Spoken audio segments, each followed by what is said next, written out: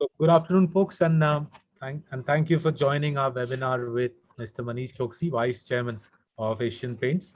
The subject of the webinar, very interesting one: succession planning as a driver of longevity for a business. Right. So that's the subject we'll be focusing on, and we have none other than the Vice Chairman of Asian Paints, a company that we have admired and spoken about and written about extensively to discuss succession planning. So my job is a relatively straightforward one. I'll give an introduction to Manish Bhai. Then I'll hand over the mic to my colleague Rakshit Ranjan for him to introduce the subject and get the Q&A going.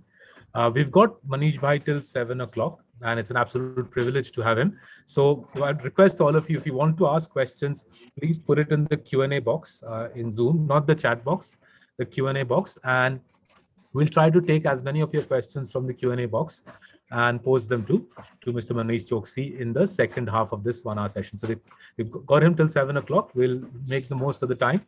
Please pose as many questions as you want, and we'll curate and take as many of them and pose them to him. So here we go. Let me introduce Manish Bhai first. So Manish Choksi joined Asian Paints in 1992. And he joined as an executive, went on to hold various positions across sales, engineering, marketing, in the decorative business, in the industrial paints business. This was before his appointment as a non-executive director. And before he became a non-exec, he held the position of president, international business, IT, HR, and chemicals in the company. Right? His involvement in the tech piece of Asian Paints has been central. Has been instrumental in leveraging the IT solutions across the extended enterprise. You can understand, therefore, why, given how much we focus on the tech aspect of Asian Paints and we discuss the business with you, can understand why we're delighted to have Manish Bhai here this evening.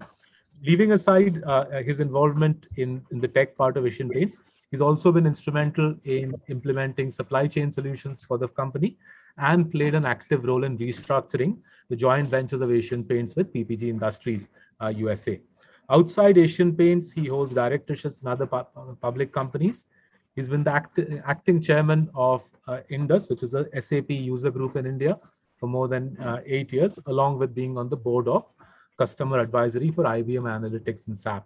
So this man epitomizes what Asian Paints has done, which is bring technology, bring SAP, bring analytics to a manufacturing company and turn it into a market leader. So delighted to have you here with us, Manish Bhai. Thank you, Saurabh. Thank you for those kind words. You're more than kind in introducing me. So Rakshit, over to you. If you could give us some context as to why on earth are we focusing on succession planning, and then take it forward from there. Sure. Thanks, Saurabh. Good afternoon, everyone. Thank you, Manish Bhai, for coming over. I'll just quickly project a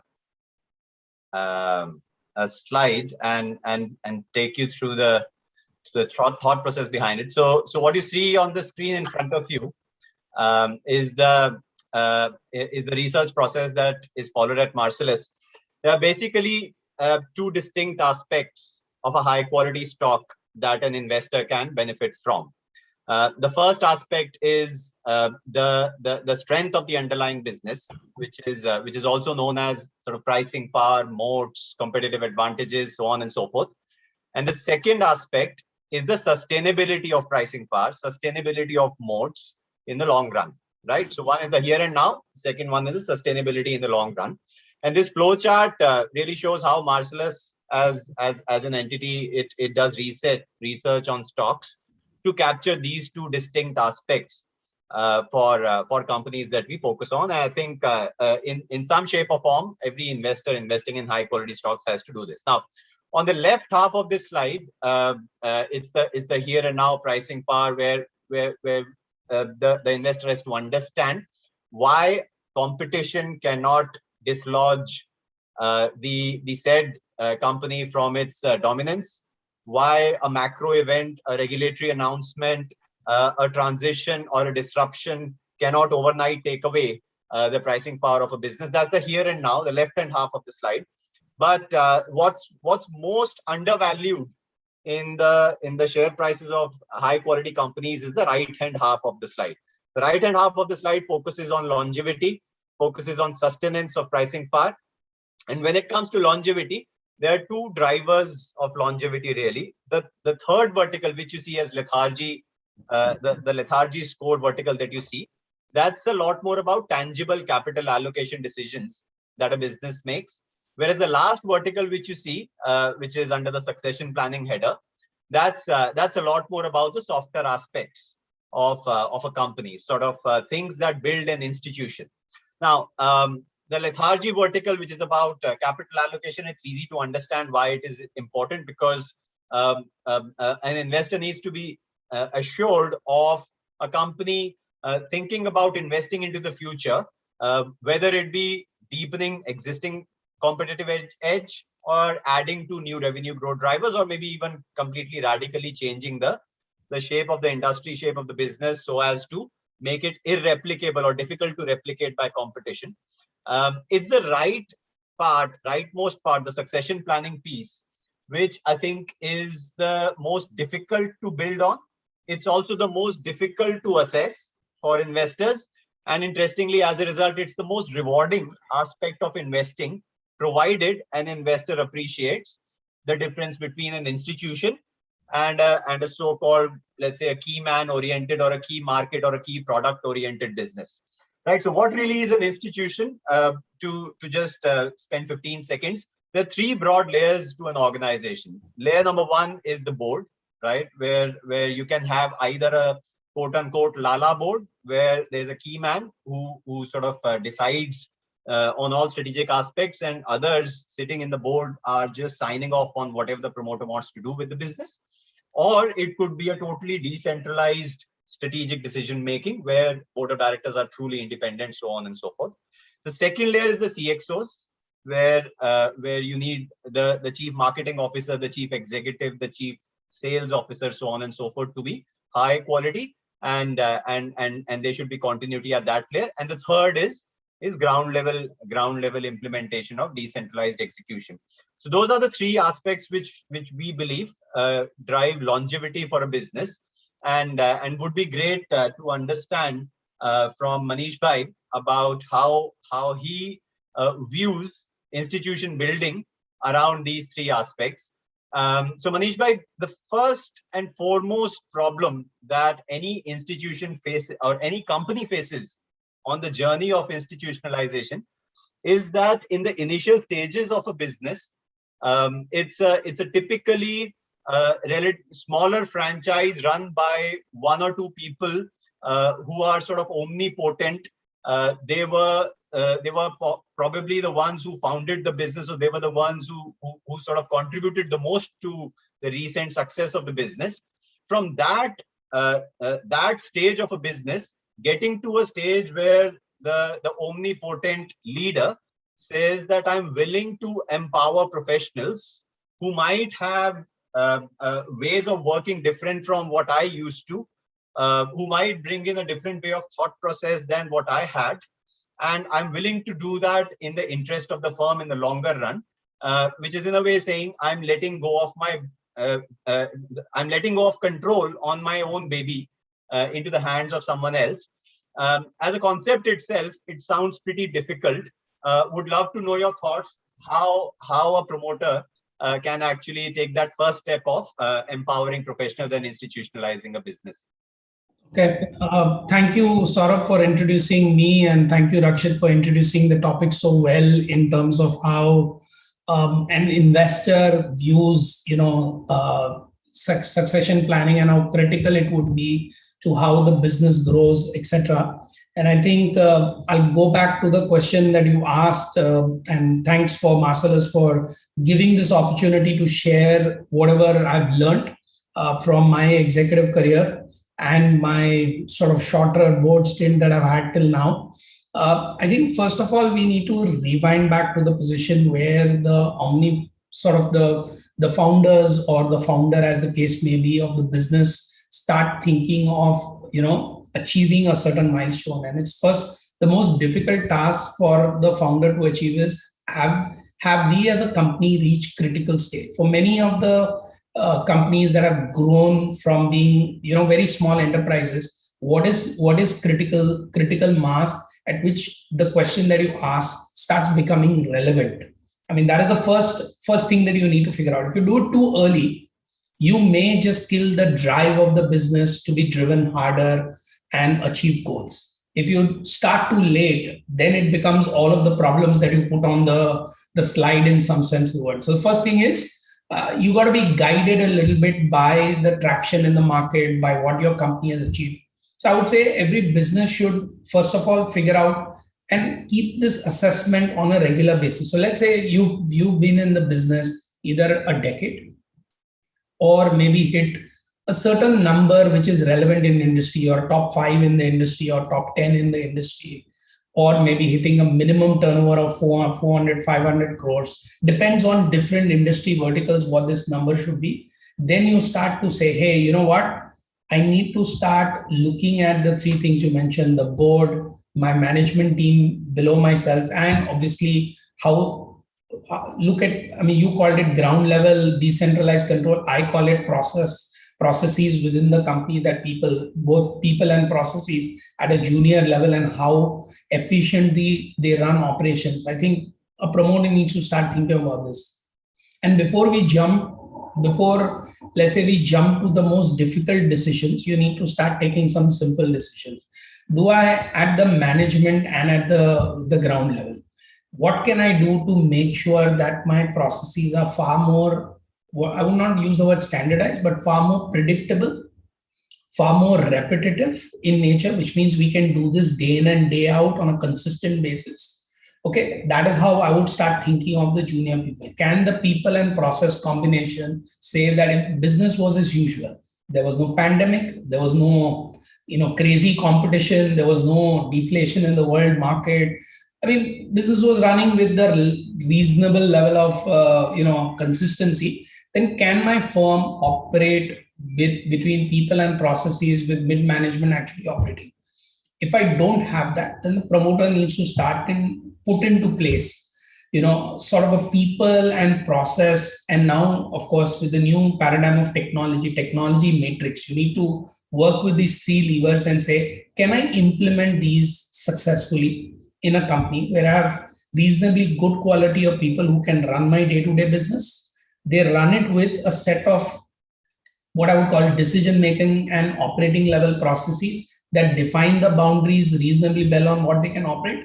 And can I make sure that technology does not take away, 1, the speed of the decision-making, or 2, in bumping up the problems that might require executive addition in some sense. So I think that's the first thing you need to start doing. If you're forget if you're a old age firm, even if you're a startup, you need to start figuring out, okay, bhai, abhi critical mass ho gaya, I need to put in a people, process, technology paradigm that allows my firm to do what I do on a day-to-day basis in a consistent, repetitive, and hopefully scalable manner in some sense of the word. That's, I think, the first paradigm in a modern day organization that you need to start putting into place. Next, if this is going, and if I put in place motion out there, now I need some reasonably high caliber people in middle management. And that's not to say that junior people shouldn't be high caliber, but my people in middle management and senior management certainly need to be of the order that when this so-called well-oiled machine, and it takes a few years to put that in there, if it is running well, are there enough people who will take some out-of-the-box decisions, who will handle some of the trouble spots that happen, and who will deal with uncertainties as they come along? What sort of people I want in what positions, that's what I need to figure out in some sense of word, which is sort of the people paradigm of the equation, what you call the CXOs. I even take it down to middle management. Because in India, if you want to build a scalable company, CXOs only sit in Mumbai or Delhi or Bangalore. A lot of the company runs with a whole bunch of people sitting across the country. So I think you need not only good senior managers, but you need also good middle managers to run the business well. Next, I sort of look at senior managers and say, bhai, agar mujhe ek acquisition karna hai, I want to integrate that into the business, or I want to take a new strategy and grow in adjacencies. Are these the kind of leaders who will bring me those opportunities and to tell me how to execute those opportunities? Okay. And that's the kind of people, either I say that, look, I'm going to build, if my talent pool is good, and I've been fortunate to have a set of younger folks who work with me in the company, then I can maybe graduate some of them to these layers that I'm talking about.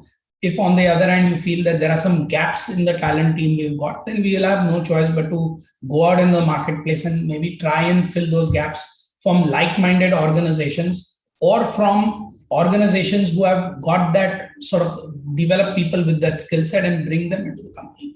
Obviously, I need to do a trade-off. Whenever I bring a person from outside, we've got to figure out talent versus culture kind of situation. And we need to do somewhat of a fit situation and bring a person in. And then also make sure that the leader puts in enough weight so that they get stabilized in the new system and sense of the word. So I'm saying ground level, again, to recap, people, process, technology paradigm, implement it well. To do that, you need some good mid-manager people as well as leadership. You also need the leadership to make sure that they bring in some of the strategic thinking that you need in businesses that are needed to be scalable. And then if you don't have that skill, the leader must be sort of humble enough to recognize that we don't have that skill and be willing to go outside and bring it in. And in doing so, be able to test the boundaries of, capability stroke culture situation in this situation and bring the right sort of quote unquote right people into the organization, and then put weight behind them to make sure that they have the right atmosphere in which they can flourish in some sense of the word. And I think this is the paradigm you put even before you get to say I want the best and independent board, because agar business nahi hai, so even if you have the greatest board, you won't be able to do anything. So first things first, the omnipotent leader must think about making sure that the business is efficiently run, scalable, and you've got the right mid and senior leadership team to be able to really run and grow this business in some sort of the world. And this starts much before you get to the situation of, do I have the best independent directors? Do I have good promoters who can bring in good value into the company? Yes, all those are good ingredients and heady ingredients to talk about, and they're the more difficult ones, but we need a sustainable business. And that's what I think one learned at Asian Paints, that we did some of those so-called smaller things well, which gave us the flexibility and freedom to focus on the more difficult ones at the stage when those were required, when we were having generational succession happen, or when we were having leadership succession happen within the company. If your day-to-day management and your day-to-day operational is not set in order, those questions become even more omnipotent, sometimes even more difficult to address in some sense. Manish bhai, if I could just ask on that subject, how does the role of the promoter change? Let's assume that the promoter is able to get high quality people, CXO level pe ho, or at the mid management level. Presumably it's a long journey to get these people, but assume that journey is successfully traversed. How does the role of the promoter change? What does the promoter do in an Asian Paints of today versus an Asian Paints of 30 years ago? So Asian Paints of 30 years ago, we were already sort of on the cusp of first generation leadership, the true founders of this company, or the first founders of this company, handing over the reins of the companies in the late 80s and early 90s to the second generation of leadership. By that time, Asian Paints had already infused, fairly successfully management leadership within the company, recruiting from well-known institutions within India to get the right sort of people. And I think what the founders put into place on that day, and our first-hand experience on seeing it happen, was that they created the space, so to speak, for the second generation to come in, but they simultaneously created an atmosphere where the words of family member for non-family professionals who are at senior leadership were respected equally for their competence, for their capability. So the first thing the promoter needs to understand and probably infuse amongst family members, at the same time the senior leadership, that look, we're going to respect capability of people. And the capability is not only about management thinking, but it's also about how do ownership plays a role, etc., etc. So this is a combination that you require. And I think the founders recognize that a combination would be useful at that stage of the company. And we were able to forge a sort of culture where these sort of twin pillars of people were both given sort of almost equal weightage. In different situations, the weight may vary, but I think nobody was said, oh, you are professional, so I only respect you for operating decisions. You are a promoter, so I respect you for shareholding decisions. There was a healthy mix of people on how they approach that problem and what they could bring to that situation, which is what I think was put into place. I think the second thing that was also put into place was sort of almost a tacit, but maybe in sometimes explicit way, that there was no glass ceiling. We, even in those days, late 80s, we already had graduated. Why late 80s? Late 70s, we had graduated to having non-family professionals rising to the position of executive directors in the company. So this was very early on in stages in corporate India that you demonstrated the capability by actions. That look, there was no glass ceiling. Your capability could get you to the quote unquote hot seat in some sense of the word, in terms of leading businesses within a corporation. So I think the signaling all these actions was a great thing that they did. But I think more important was what they did to themselves. The so-called omnipotent founders at some point of time needed to also recognize that they had to take a step back. That there were newer capabilities in operational management or newer capability in strategic management that were being brought to fore, and they took a step back and said, hey, I'm going to start managing maybe my ownership, my board, bring in new people there and focus my energies there, and allow a set of new younger managers to bring in their skills and break there. So I think it's equally important to signify by actions by bringing all these people in and building sort of the groundwork there. But it's also as important to take that one step back. But at the same time, they did not abrogate the responsibility by completely saying, okay, you guys do what you want. They were present there. They changed their role from that being of executive leadership to being that of a mentor, guider, advisor. And in the cases where it was a difficult situation, we've had some very difficult years, they even stepped back into executive roles and said, look, I'm here to take charge of situation and face the difficult times in some sense of the word.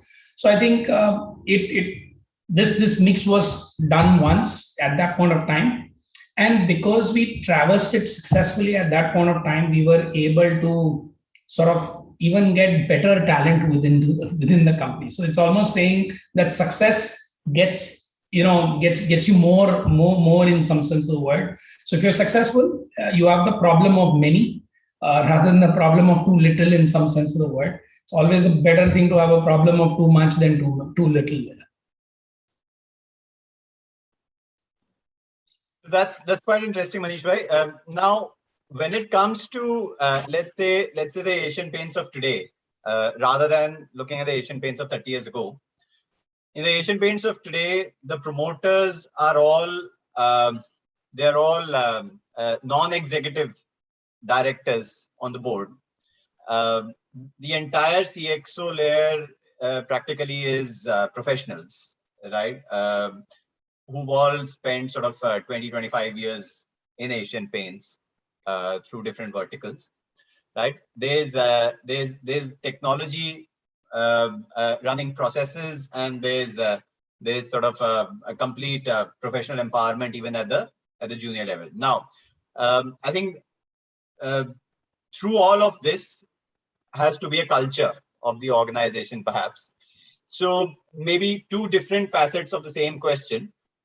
How do you see the interplay between promoters in non-executive roles versus professionals in executive roles, whilst also trying to sustain a culture over several decades into the future from here? What are really the building blocks of that sustenance? So I think in the first transition that I just spoke about, this transition was, I would say, somewhere where the promoters still had executive management roles, very active ones at that. And, there was obviously an operating leadership that was symbiotic working with them. I think maybe in the mid 2000s, around 2006, 2007 timeframe, we had grown substantially from the late 80s or early 90s to the, almost 2007. That's when, the question of a next sort of generation of thinking needed to be profounded. And I think what came into being was that, the promoters sort of again took upon saying that, look, can we change or can we think about changing our roles? And at that time, the second generation of leadership kind of gave way to the first non-family professional as MD. Whilst some of us who were promoters, even at that point of time, continue to work in very senior management positions, reporting to CEOs. I think there was an important transition that happened, recognizing that we needed a single, CEO of the company, somebody who, when it came to operational decision, when it came to leadership in management, we need to have a single voice. The so-called community kind of thinking that sometimes happens in multiple promoter companies, it probably was holding us back in terms of performance. I think what we put into place was a more westernized form of leadership, and maybe it was a need of the hour in some sense of word. But at the same time, recognize that there were people in executive management who could give in a lot. And so we continued with having this symbiosis at some point of time. And I think the company did pretty well. So if you looked at our performance from 2005, 2006 to 2007, we did pretty well.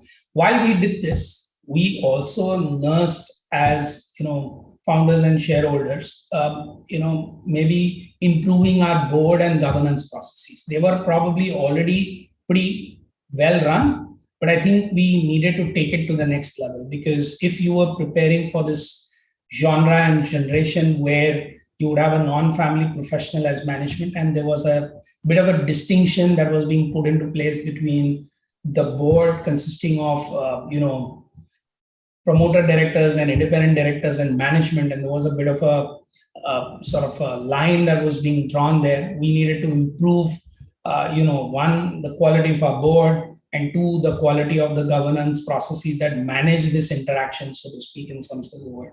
So I think we spent probably the next decade or so between two non-family professionals as MDs sharpening these skills, and at the same time trying to bring a high quality set of individuals as our independent directors. And going back to the opening statement you made, we chose not to have quote unquote Lala board in some sense of word. And we chose to have a board that would be at one end would be truly independent of management thinking.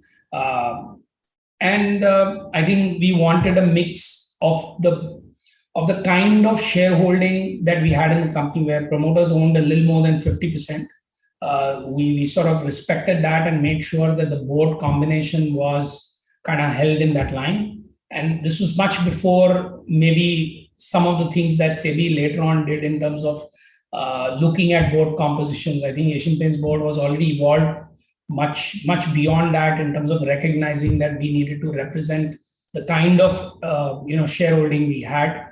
While we still, made sure that the voice of the founders, the promoters, the entrepreneurial instinct that brought to the play, interplay with, let's say, some of the skills of operating from outside, so to speak, our industry, which we needed our independent leaders to bring in. They brought in, obviously, a lot of governance in terms of how well-run companies should be actually thinking about their board processes. And more important than a lot, I think they started to interplay their skills with management, which means we put in processes of reasonably good governance on what kind of decisions management could take independently, what kind of decisions they had to take sort of working in conjunction with a plan presented to the board, and what is a place where at a strategic level you had to work to make sure that you are aligned with the board. So we sort of started to look at processes that the board would put into place in this manner. And I think that is what we wanted to put in, that's what we worked on, which is why we have sort of the third wave of transition, where we have a professional MD in the generation. And like you mentioned, Rakshit, we don't have any founding family members working at a senior level within the business in some sense of the word. We've become sort of truly non-family as far as the operations of the company is concerned at some level. I think that has been sort of a premeditated transition. I don't think it has been just offhandish.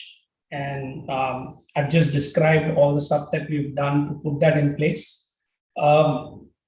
I think we need to do more work. So if somebody says, is work all done? I don't think so. I think for any company, even though you've arrived at it, you've got to start thinking about, what you're going to do. We've been sort of a company that worked on paints for some time. Then we obviously took on the challenges of color. We are now embarked on challenges of decor. So as we move through this whole paradigm of, growing sort of the whole home improvement decor sort of play, I think we will have to learn a set of new processes when it looks at strategic decision making in some sense of the word. We've been fortunate that the one industry that we worked in gave us the opportunity to grow quite significantly for a very, very long period of time. But then I'm sure that our new forays will require, far greater working between the management and board. And we're going to have to sort of work on that and put new things in place as we move forward. So folks, will start taking your questions from the Q&A box. Please keep the questions focused on succession planning, because this is a rare opportunity to learn from someone who's focused on succession planning and done so with great sort of excellence in that. So keep the questions focused. After 7 o'clock, once Manish Bhai leaves at 7 o'clock, Rakshit and I will happily answer your questions on markets and stocks and so on. So Manish Bhai, lots of questions coming in on recruitment. Correct. Very interesting question on Asian Paints has been an early and regular recruiter from the IIMs, I presume generally from India's best business schools. How do you compete for talent against the likes of the large consulting companies, investment banks, I guess now the tech companies, etc.? So that's one set of questions. How do you get the best talent when they're young and raw and fresh? And then linked question is, we all know that Asian Paints has a great track record of bringing in young people when they're 21, 22, progressing them into the C-suite over 30 years, I guess. But hey, if that doesn't work out, can you really bring in people at the CXO level laterally? Does it really work? And if you're bringing in someone laterally at a senior level, what are you looking for? Are you looking for cultural fit? Are you looking for leadership skills? Are you looking for domain expertise? So one question on young talent, and the other question on mature talent, sir. So I think obviously, the question is also spans over a 3-decade sort of horizon when this whole recruiting talent has happened within the company in that sense of the word, or maybe even longer than that. So the first things first, I think if you want to recruit the best talent at a junior and younger level, the business sort of prospects have to be exciting. And they need to be exciting in the era in which you are sort of recruiting. And that also changes over time. What do I mean by that? If Asian Paints was recruiting, I think in the late 80s or early 80s, and competing for talent of the chemical businesses, we probably, I dare say, would have not probably received the kind of talent we've received, or would have not inducted the talent. We sort of started to fashion our business and actually operated an equivalent to a fast-moving consumer good business or a CPG business, as it is known in the West. And that made sure that when we were recruiting the talent looked at Asian Paints very differently. And then I think that is the first thing, owners and promoters need to recognize, that recruiting talent is almost like a game of, recruiting customers or marketing in some sense of the word. Not in the wrong sense of the word of just overhyping and, not having the reality, but making sure that your company is being talked about in the right sense and is put in the right bucket when you are recruiting talent. First things, I think we did that pretty well. And I think companies that are very successful today in competing in this high competition environment actually go to recruit the business talent, talent from whichever school, whether it's engineering or business, or for that matter, now, there are many, many more careers. Anytime you recruit any professional firm, you need to position them correctly. The second thing you need to do, and probably we did that also very well, is have have to showcase track record of people who've been successful. And that's where I think, somebody who came in 19, the early 90s, was already riding on this whole aura that Asian Paints had created over the previous decade and something. And we continue to do that, is we were able to showcase how people were successful within the company. What sort of work culture we worked was not only talked about from just the company talking, but our people talking to other people. When you took and you went to campus, you actually took the last batch person along. You took somebody who was 5 years senior, who had seen and come out of that same campus to talk to students on how they experience the company. I think this is what sort of got us the kind of talent that we see there, because you resonate with those kind of people. And I think it was the real story being heard from real people that really mattered to people. So one, you position it well. Two, you have good people ambassadors, talk about the company very well with people within the campus environment. And I think probably the biggest foundation is the kind of work culture and the kind of work you give people.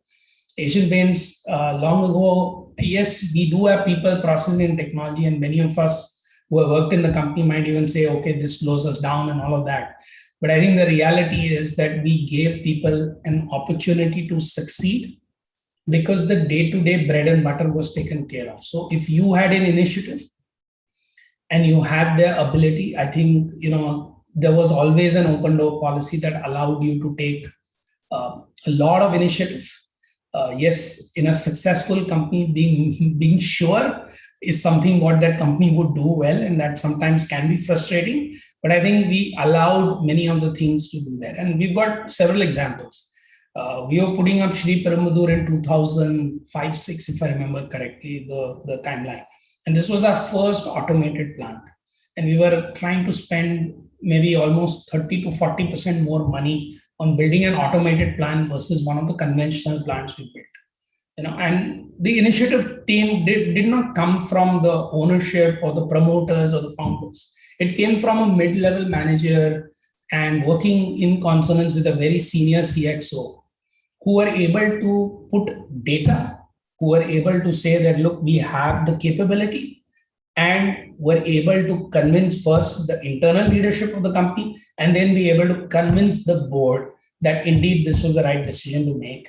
And we've then used that sort of bedrock decision, one, to prove that everything we did was successful, and then even up the ladder in terms of going to build Mysuru and Vizag today, which are one of the largest facilities worldwide, so to speak, most automated, etc., etc. We wouldn't have reached that level had that first initiative of automation failed, so to speak, in some sense of the word. And I think that's been the cornerstone of success. That you had the opportunity and you did it. Let's say we talk about, Saurabh, you spoke about IT in the first remark. Early 2000s, we had a homegrown IT platform. We were a very successful IT company. Even at that point of time, people would talk about technology, very highly in Asian Paints, but we were all homegrown. And, when we took charge of, when I took leadership of IT, we had a budget of some 40 lakhs or so. Okay. But in that year, Asian Paints approved twin initiatives that we would spend on supply chain management plus ERP plus all the hardware and the connectivity that went with running both these platforms well. Over the next 2.5, 3 years, we'd spent 30 crores of rupees. So one, obviously, at a junior level in management, you had the ability to put that proposal. But it was also the ability of the leadership team within management at that point to say that, hey, we believe that indeed we can change the company to adopt these technologies well. We have the right fodder, so to speak, to make sure that, we do this thing well. And lastly, but not the least, take it to the board and get the board backing to give you this kind of money. This was not an easy thing, but I think this is what the company did well, and this is why it was successful. So you might turn around and say one person did all of this. I think that's probably oversimplifying that fact. It glorifies that one individual, but I think it was the entire sort of genre of leadership that actually said we'll back it. And in 2001, we did see some difficult times. We shut down the company for one day because some things didn't operate well. but the leadership team was convinced that we had done the right things and we had the ability to fix some of the challenges that we had got. And by June, we had fixed everything, and the rest, they say, is history in some sense of the word. We went on to use this twin technology to remove, I wouldn't say remove cash, but generate cash from the business, make it more sort of leaner, more quicker in some sense of the word. Go down from 56 days of finished goods inventory to 30, and then the rest of the technology history was very easy. So, like you said, the first implementation is very critical. The first implementation always requires initiative at the junior level, requires support from the leadership of the company, and then obviously the backing of the board. And I can take any number of examples from Asian Paints, but this is how you work. So lessons for leadership and lessons for ownership, very simple. You've got to be able to find communication channels that allow you to have seamless and transparent communication within these three things. People who are going to take the initiatives, the leadership team that needs to put forward and back these proposals and back the change-making capability. I think much is said about initiative and leadership, but I think a lot needs to be said about, making sure that you have that CXO leadership that knows the change. They need to make that change happen. They need to change themselves in some sense of the word. I think that is underscored, and that is, I think, the cornerstone of success of getting. So, Ranjan asked Rakshit asked the question, what kind of people do you hire? Do you hire great capability people or do you hire cultural people? I don't think the answer can be, I can hire one of these two and succeed. I think that everybody will have different skills. Some people will have great capability, will have some rough edges in their culture. You need to figure out how to work with different people. Your team needs to figure out how to work with different people. And more so in today's extremely fast-paced, cutthroat sort of environment that we operate, more importantly, volatile environment where you will need both the skills. You will need to make sure that there are people who will build culture for the future. And then you will also need people who are scintillating within it. But one extreme will not work. So if you've got a set of people who will follow this whole culture of slow decision making, all of that, but are incapable of running the business, then you're going to have competitors running over. And if you've got very capable people, but who destroy the fabric of the culture, then you will do well in the current, but you're going to destroy the company in the next 5 years in some sense of the word, because you won't be able to keep the talent to run the company beyond that in some sense of the word.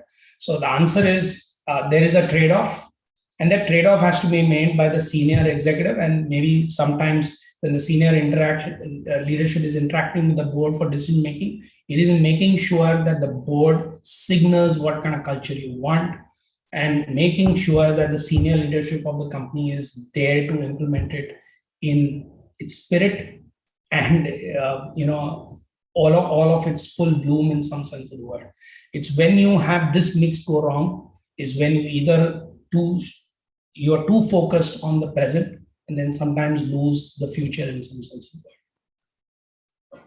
Understood. So Manish, basically from the culture to the competitive advantages of a business, right? The dissemination of the culture has to happen for it to add value to the competitive advantages aspect of the business. One piece you said is communication, right? That the management has to be open to communication, has to sort of take up suggestions, empower, etc. But beyond communication, is there any other way to sort of bridge the gap between culture and competitive advantages in terms of dissemination of the culture on an ongoing basis? I think you have to, I hate to use the word process, but I think you need to have forums. At that level of leadership of decision making, you can't say a process is going to take over, but you need to have appropriate forums of conversation where this sort of transparent communication can take place. You need to create sort of a space, so to speak, in that sense, where you are able to make sure that people can come, can put topics for discussion and can put data and can have that conversation with the right people in the room. So I think it's important to create those forums, whether it is amongst the board, between the promoters and independent directors. There needs to be an open communication about strategic opportunities for the business. What are we going to pursue, lining some of those things up and making sure that there is an open discussion about the risk versus some of the the return, so to speak, that you can get from newer opportunities out there. And then between management and the board, is there a place where you can discuss what opportunities we can get and what opportunities management is going after, and what are the capabilities to address those opportunities? Because many a times you could have opportunities, but you just don't have the people to execute on that. Because the challenge is really getting the right people, and it's good to understand the company, and that can only be done in one forum. And two, you have good data. Many a time people say that everything is about the gut. Yes, indeed, it is about the gut, but the gut has to be guided a little bit by data on ground in some sense of the word, on what is happening. And then you can take, a good leap of faith, knowing very well what risk you have got and what capabilities are in front of you and what opportunities you are going after in some sense of the word. One more question related to culture. Culture, is it a static concept or is it dynamic? Does it change? Has it changed for Asian Paints in 70 years? I think it has changed. I think culture can never be a constant thing in some sense of the word. Culture will change and people will change the culture. So if you're going to have different people come into the company, you have to be prepared for culture to change. But cultural change doesn't mean that you forget some of the principles with which the companies run. Let's say Asian Paints has always valued governance, always valued integrity, authentic leadership, transparency. I don't think cultural change means giving up all of this. So there are some constants as part of the culture. It's how they are implemented that might change. It's how they are sort of showcased or how they come about within a company that can change. If you're a small entrepreneurial company, you will exhibit all of this a little bit differently than if you are a very mature, large organization. But that doesn't mean that these things are not valued. Some things will be constant. Some things will change as the business changes. Take, for example, if you are Asian Paints of the early 2000s, there was very little need to, let's say, bring in very creative people within the company. As we embark on this new paradigm of decor, I'm sure we're going to have to bring in a different kind of talent pool, work with different sets of individuals who maybe we didn't have within the organization, because our cultural mission was something else in some sense. And I'm sure the induction of this kind of talent pool and need for it to be there is going to change that. Let's say gender diversity. As we embark upon a new paradigm in decor, we will have to recognize that we will have to embrace a lot more of the gender diversity, both from a viewpoint of the kind of business that we are going to, but also from the kind of talent pool which is available. There are a lot many more women going to get educated and are part of the workforce. We need to take advantage of that. Both these opportunities are going to change us in some sense. Not expecting to change would mean actually giving up the ability to work with these teams in some sense of the word. I don't think that's a paradigm that a modern day organization can work with. And it will be a challenge. I don't think either of these two is going to be sort of a walk in the park for any company that embarks from a very, very traditional cultural background. So I think you will have to have leadership that prepares the organization to be able to take on these challenges, make room. Sometimes this is the place where entrepreneurs, founders, promoters can play extremely, impactful roles. They signify what we should. There are many videos. Yesterday I was watching one with Mr. Srinivasan and TVS's factory, the old factory, 50 acres of green forest. I mean, the promoters signified that ESG was important even before the acronym of ESG was well known to the world. So it was important to signify that it mattered to the ownership and promoters that we protected the environment. And that signified some things that executives will do and will not do within the company. So I think the role of the board, as you see, will change, and they will give signals and guidance on what are the boundaries with which we will grow, how we will do it. So the how, when, what, where, I think the role of the board will become that of guidance, that of approving strategic level things. I think we will have to learn these, and they will be no different for people and culture.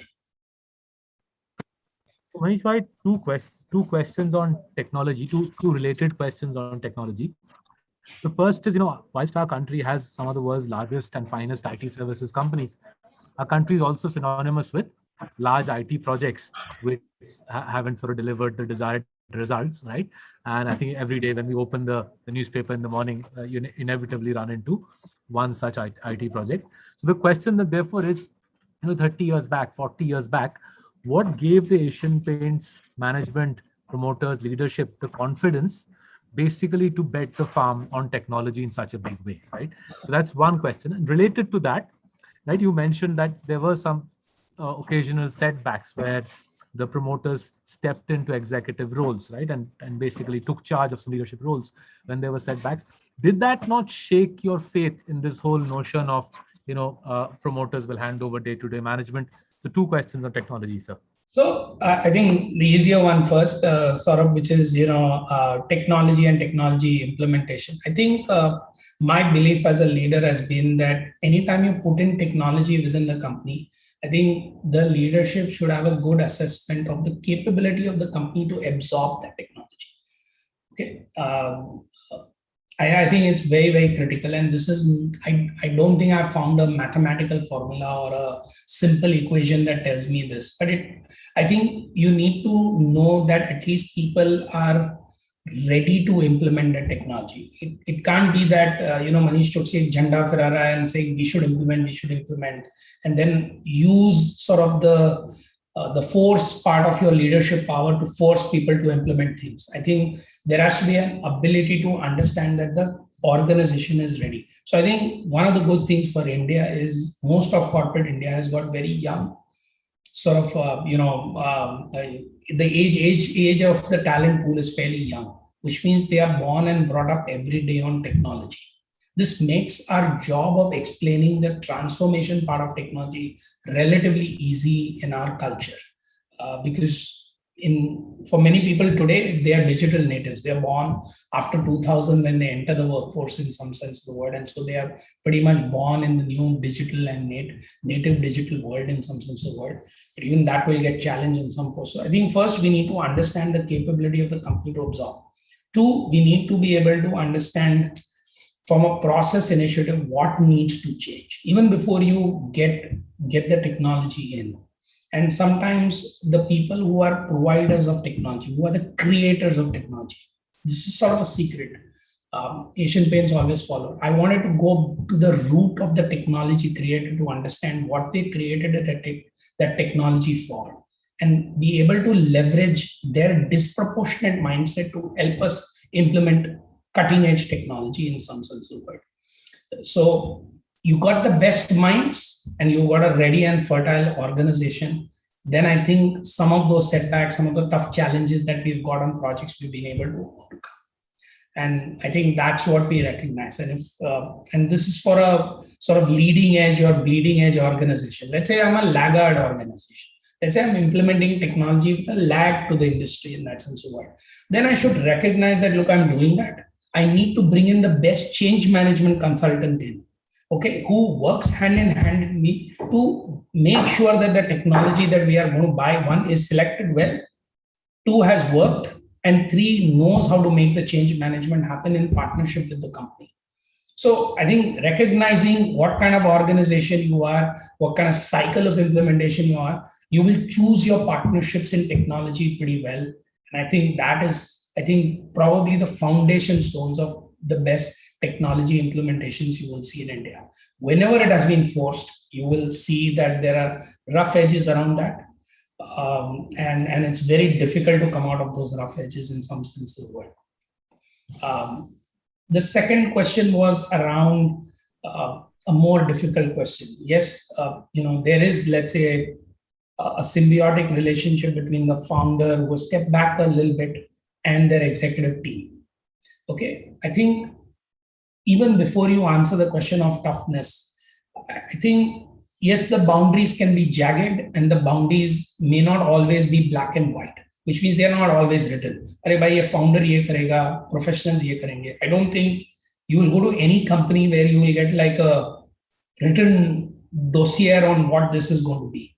But it should be understand that there is a jagged line, and both parties need to understand that they will have to interoperate with each other. And so they create and make sure that they have They have a good understanding of what they are good at and what they are not good at. So even when the promoter steps in, he understands probably why that executive leadership had that challenge and is able to only solve that challenge rather than getting the whole solution done. So if you have a problem around somebody saying, hey, ye tum main nahi karunga, which means there is almost like a desertation happening, then the promoter needs to step in and say, look, can I make sure that the team is aligned? Not trying to say that I've got to go and fix the problem, because the team knows how to fix the problem. It's just that they have one or maybe two members who are not convinced about what it is that they're solving for, and the job of the promoters. I think whenever a founder has stepped in to say, hey guys, just move aside, I will fix the problem, that's when you get into the most amount of trouble, because you essentially tell the executive leadership to completely back down from their capabilities and you assume that leadership back again. Then you have to go through the entire process of disengagement all over again in some sense of the word. However, if the promoter says that, look, or the founders or the board members say in a well-run company that, look, we need to go in there if there is a problem, one. So the first thing first, how do you identify that there is a problem is what board members need to become good at. How do I have and set up conversations where I can understand that indeed there could be a challenge? Then to figure out with conversations among the board members, what's the best way to step in. In some conversations, it would be just advise the MD कि भाई ये challenge हमें दिख रहा है, आप बता दो आपके solution क्या है, which means you are going to them and signaling that there is a challenge and asking for answers. Sometimes you may have to take more drastic decisions, actually saying, can I have a conversation about what is your solution and how you're going to fix this, and then assess whether the MD can fix it or not. And probably the worst case scenario is you have to step in and do the whole thing. But I think if these are not understood and you just go in and out of the company, you're not going to build a sustainable organization in some sense of the word. So I think it's important to know what kind of intervention you want, and what is the objective of that intervention in some sense of the word. If those are misplaced, I think it never works out in some sense of the word. So you fix the immediate problem, but you create maybe unintentionally some other challenges in the future in some sense. So, Manish, last question. This is a question that we sort of wonder about a lot when we look at any company, including Asian Paints. The question is capital allocation decisions. Is it the promoter's call? Is it the executive's call? Capital allocation decisions. I think on an overall basis, you need to have a framework that sets into place what is sort of the overall allocation policy. At one level, the board needs to decide how much they will return to shareholders and how much they will leave for management. I think that is purely a board call, which means it's an interplay between the independent directors and the promoters. But obviously, management has a great input into that process on what are the exciting prospects that they have for capital allocation. If I am going to decide in vacuum what is going to be my capital allocation policy without recognizing that there is a need for management to invest in that business, then that would be sort of wrong. So I think there is a role, there is a three-way role you need to play, where let's say the need to return sort of money to the shareholders in whatever form the company best thinks itself to return is balanced against the need of the organization to grow the business. Okay. And this is twin opportunities that you need to evaluate in separate buckets. Okay. So first you need to evaluate whether the opportunities facing the company are indeed exciting, will produce some risk adjusted return, which would meaningfully add to the shareholders' kitty at a future date. Once you've decided that, you put that into the input process, and then you decide on what is it that you want to return to shareholders. Of course, none of this is going to be taken at a point in time. This happens almost on a continuous basis, not each year, but at least every couple of years, you need to think about this on an ongoing basis, so that you don't have lazy capital just sitting in the business doing nothing in some sense of the word. But I think I would dare say that many a times companies have gone wrong when they have taken an aggressive stance in terms of changing the nature of the balance sheet maybe much in advance of an opportunity or much in advance of a wave of investment in some sense of word. And that has resulted in putting pressure on the balance sheet and maybe destroying the long-term prospects. So I think evaluate the risk reward opportunities first, put that as an input into the shareholder process, and probably not the other way around, where the needs of the shareholders and the owners are almost raised to a different level and say, ये तो मुझे करना ही है, इतना तो ये मैं करूंगा ही. In which case, the goose that lays the golden egg is also deprived of food or maybe killed altogether. Thank you very much, Manish bhai. We could carry on for hours. This is absolutely riveting subject. There's at least 3 questions we could have asked further on this subject. Thank you very much for your time, for enlightening us and our clients on a subject which is critical to actually our well-being and our compounding. Thank you, and we'll now switch to the housekeeping part of the session. Manish bhai, if you want to join as a spectator, you're welcome to. But we'll now turn to Rakshit, and Rakshit, all yours to take our clients to the rest of the webinar. Thank There's you. a lot of people who Yeah, thank you, Saurabh. Thank you, Rakshit. I'll stay on, but I will be on mute. Thank you, sir. Thank you very much.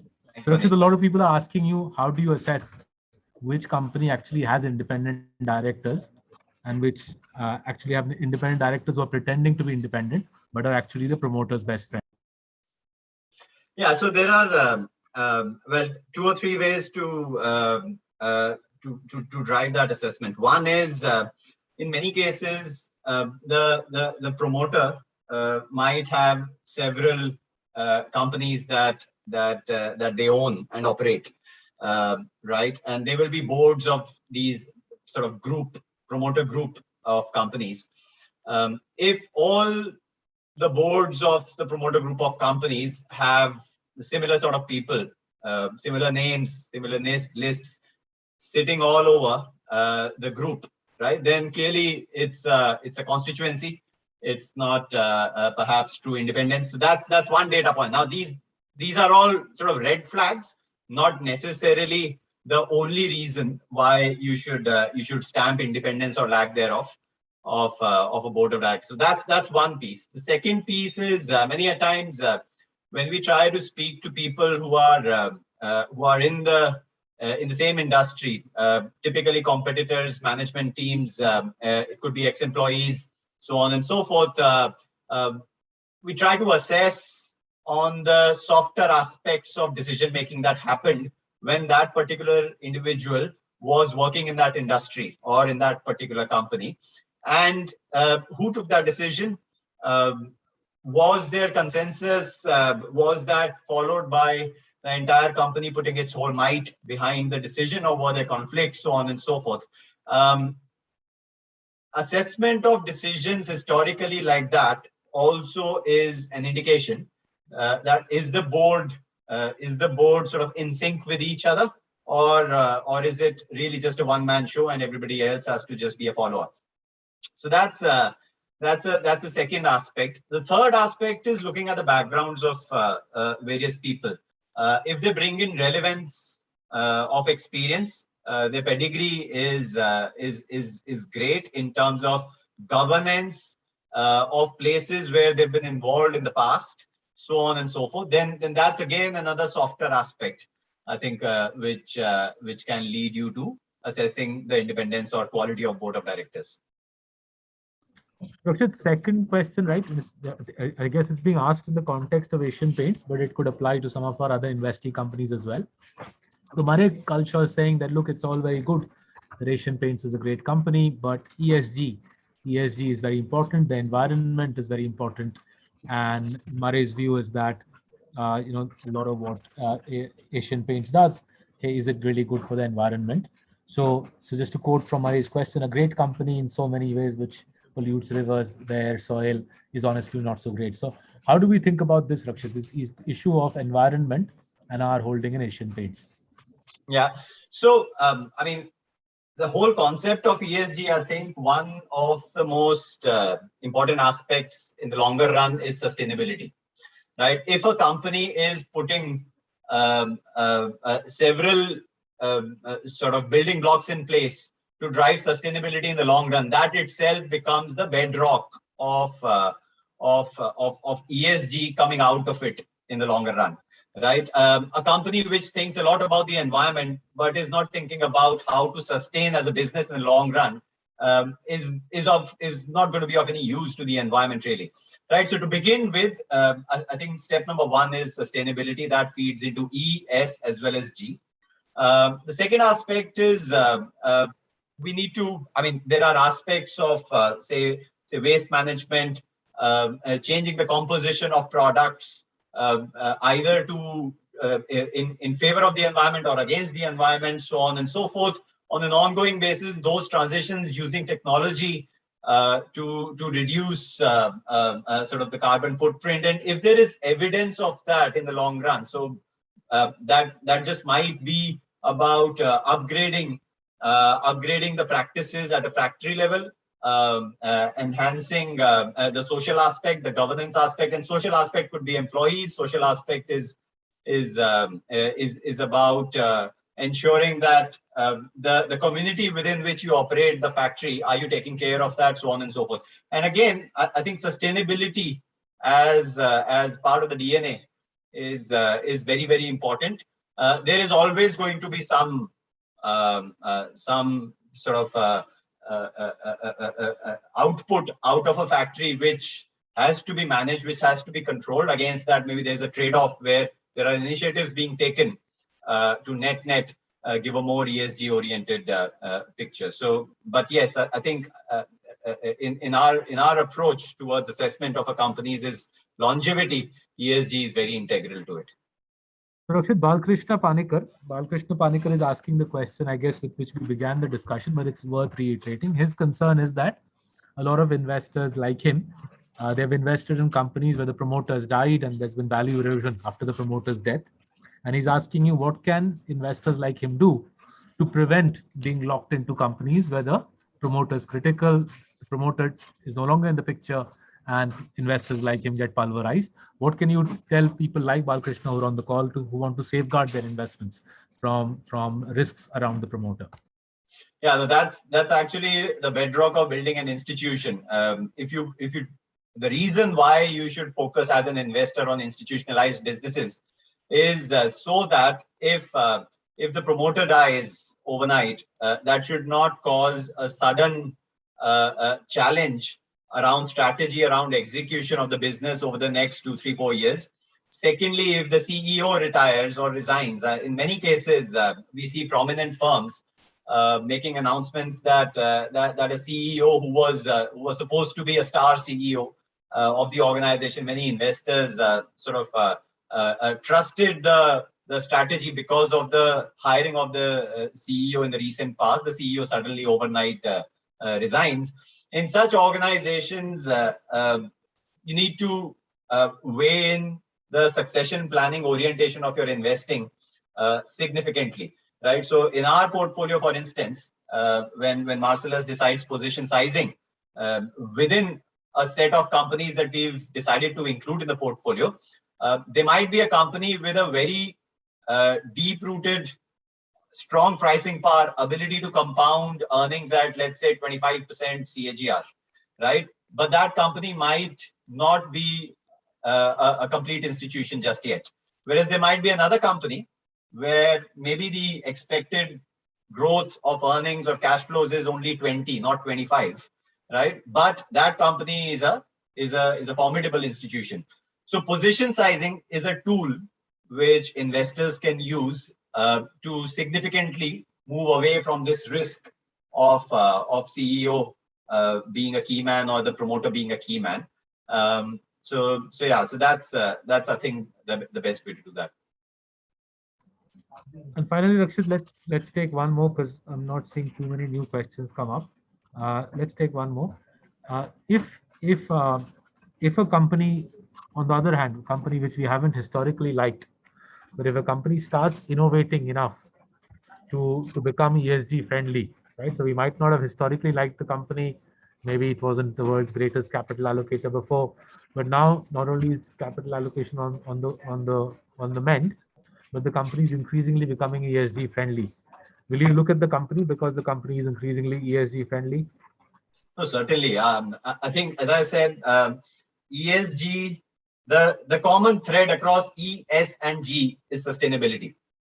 And the moment a company starts looking at ESG in the true sense, not really just for putting it in the annual report that, look, this is our carbon footprint, these are the investments we've done, this is the CSR activity. That's obviously going to be part of it. But if it is only to show off rather than becoming part of the DNA, then there's no sustainability to such a firm. But if a firm is adopting ESG in a true sense, I think sustainability is certainly something that the investor must be realizing as an upgraded aspect of that company in the recent past. And if that is the case, then our view has always been that longevity of a business and hence sustainability, hence ESG, I think is the most undervalued aspect of any stock price that an investor can invest in. And we would certainly look at it. It cannot, ESG, I don't think can come without longevity and without great pricing power. With weak pricing power, lack of longevity, you cannot have ESG in the true sense. So Rakshit, I think Rohan Kale's got some confusion around numbers. So he's asking us that Nestle and Page average reinvestment rate is 10 to 12%. How do you interpret it? It might be worth, Rakshit, if you just lay out for Rohan how we do the maths around free cash flows and then reinvestment. Yeah. So Rohan, I think what you're looking at is the last 3 years of reinvestment rate that we have published in one of our recent newsletters, where Page is 12% and Nestle, I think, is 10%. The moment you change that 3-year time horizon to 5 years, right, the numbers suddenly become more than 50% again for both of them. So what happens here is there are certain companies which do capex in a lot more periodic manner, right, versus others which do capex in a lot less periodic manner. As in, if you look at say a Page Industries, right, they during 2019-20 they did not expand capacities much. They did not put up new factories, but FY21 onwards and now FY22 plans, so on and so forth, again the capex is rising. So there was a bit of a lull, and now it is picking up. If you look at Nestle, the largest part of the capex that they've done historically has been around R&D, and these R&D centers come in once in a decade, right? The next layer of capex that they've done is in setting up massive manufacturing plants, right? Nestle doesn't have sort of 25, 30, 40 manufacturing plants. Whenever it puts up a new plant, it's a large investment. That large investment happens in a lumpy manner, and hence, if you remove that lump from your time period, the capex intensity looks weak. But the moment you increase the time period to, let's say, 5 years instead of 3, in such cases, it comes back. So that's one aspect which you got to be conscious of, the lumpiness.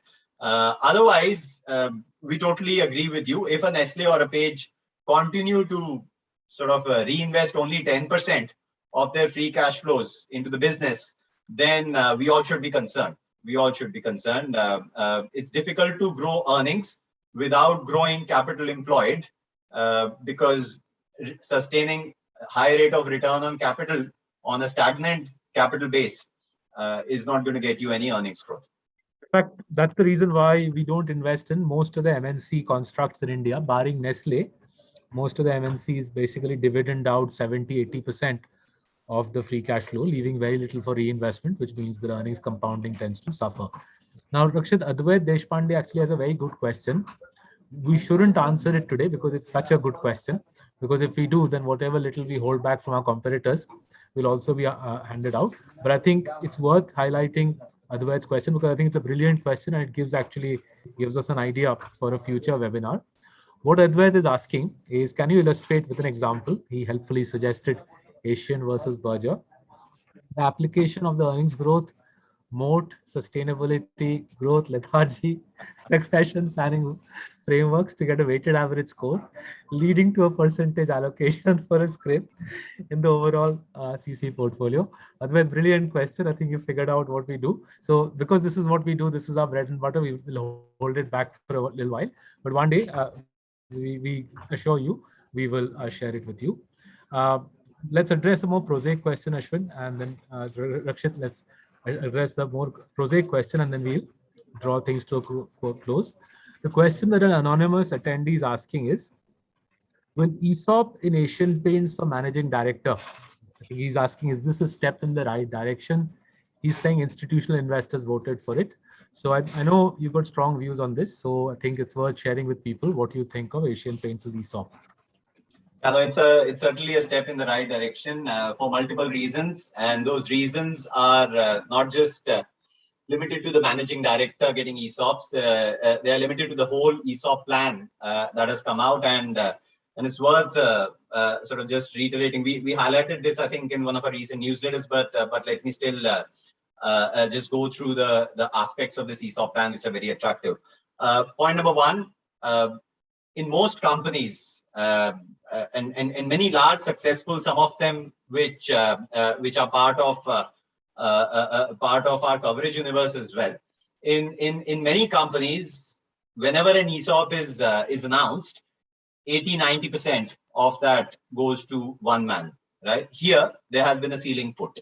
In Asian Paints' ESOP case, there's been a ceiling put that the managing director, I think the number is something like 25 out of 750, so 1/3 of the ESOP at max can go to one man. Right, that's at max. It's not guaranteed to be 1/3. It has to be lower than 1/3. The second aspect is that the remaining 2/3, right? The remaining 2/3 gets distributed to as many as 100 odd employees in the senior / middle management team of Asian Paints.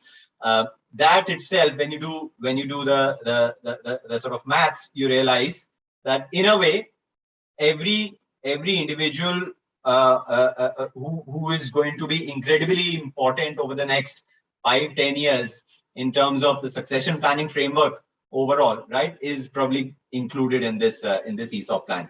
The next piece is the execution price. So execution price here, right, is half of the share price prevailing at the time of grant of ESOPs, right? Broadly speaking, something like half of the average of the last 1 month before the ESOP was granted. Now, this again, in a way, means that the firm is saying that we've created a certain value of this business over the last 70 years. We are giving half of that value to you in the execution price, free of cost, in a way, right? So that's a very big reward that, first of all, locks in the talent, I guess. Secondly, incentivizes that you are getting half of the value created so far, and you will get all of the upside on the grant of ESOPs and the conversion of that into shares that you will get in future. So there are those elements of it which are very interesting. Obviously, this ESOP scheme replaces the erstwhile compensation plan that these eligible people had in Asian Paints, but this is far more attractive for retention of talent. So I think in short, we're very impressed. Very well thought through ESOP plan, refreshing to see, and we hope more companies emulate Asian Paints in this regard. So folks, we'll bring our session today to close with that. Thank you very much for joining us. We hope you benefited as much from listening to Manish Choksi, Vice Chairman of Asian Paints, as we did. And join us. I think we're doing a session with Mark Mobius in a couple of days. And then next Monday 30th, we're doing a session with Sir John K, where he launches our new book, Diamonds in the Dust. Here it is. John K launches a new book on Monday, next Monday. Please join Rakshit, myself, and my colleague Salil for that. Thank you very much. Good.